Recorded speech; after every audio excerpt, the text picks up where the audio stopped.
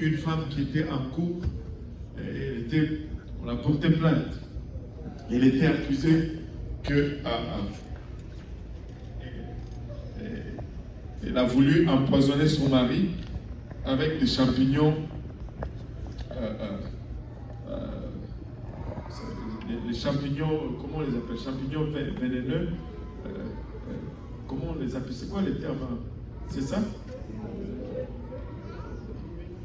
Venimeux, bon, venimeux, vénéneux, les champignons que quand tu manges, tu meurs.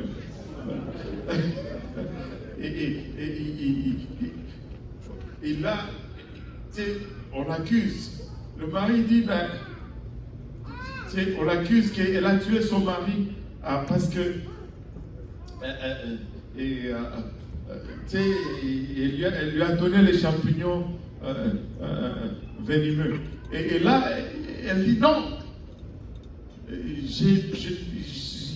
ne lui ai pas donné les champignons, il n'est pas mort des champignons venimeux. Et là, les défenseurs lui posent la question, de quoi est mort ton premier mari? Ben, c'est parce qu'il avait mangé les champignons venimeux. De quoi est mort ton deuxième mari? Ben, c'est parce qu'il avait mangé les champignons venimeux. De quoi est mort ton troisième mari? C'est parce qu'il avait mangé les champignons venimeux. Et ce mari qui vient de mourir, ton cinquième, de quoi il est mort? C'est parce qu'il a refusé de manger les champignons venimeux.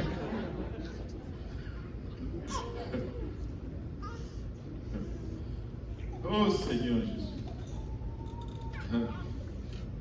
Cette femme samaritaine, on ne sait pas c'était quoi son histoire. Mais Marie après Marie, elle était déjà à son 6e mari. Et quand Jésus lui demande, va appeler ton mari, elle dit, je n'en ai point. Et le Seigneur lui répondit, tu dis vrai parce que celui que tu as, c'est le 6e. Et ce n'est pas ton mari, tu en as déjà eu 5. Et là, tu es le 6e. Et laissez-moi vous dire, sa vie était... il y a beaucoup dans l'histoire de cette Samaritaine. C'était à un moment où le soleil était levé que le Seigneur était au puits. Elle avait déjà laissé les 5 maris, elle était à son 6e. Son nom était déjà cuit.